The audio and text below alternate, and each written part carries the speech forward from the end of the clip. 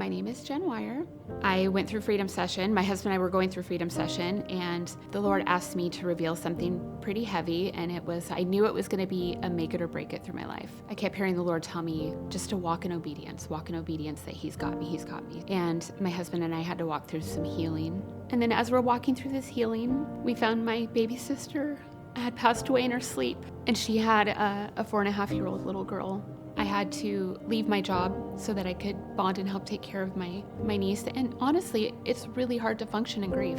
I start walking through healing again with my husband, and then on May 19th, I end up at the emergency room, and they admitted me into the ICU. I had a massive infection throughout my entire body. My insides, my colon, my digestive system was pretty much dead. I'm prepped for surgery. I'm headed back into the OR, and I literally just started praying out loud. And I just said, Lord, I trust you. I believe that you are healing my body even now as they wheel me back, and that I will wake up with every single body part that I went under with. Hours later, I wake up. The doctor comes into my hospital room and he says, are you sure you were diagnosed with ulcerative colitis?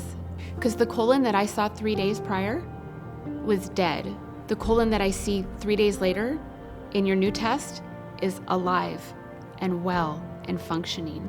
And I just looked at him and I said, well, that's because Jesus healed my body. I was diagnosed with Crohn's disease right after that, and I'm managing through that, thinking about all the things that we've had to go through this year, learning how to trust God in my tragedy, learning how to trust Him in my trauma, and really, really relying on God, trusting Him in the pain of grief that I still suffer from every day, to taking care of this little girl, to not having a job. And now I'm sick. And I think what is easy to do when you're stepping into a season of tragedy is to be angry and say, where are you, God? Why did you let this happen? I don't even feel you. Your word and your promise is not true for me. But the truth is that we don't allow Him to be in that space, that we don't actually allow God to be that peace for us. So it's not that He actually didn't show up, it's that we didn't allow Him to be present. I found my freedom and my healing in just surrendering, accepting what His will would be. This all started out because I was obedient to do what He called me to do despite fear. And I can honestly tell you, for the first time in my life, I love God more than I love my kids. And I love my kids.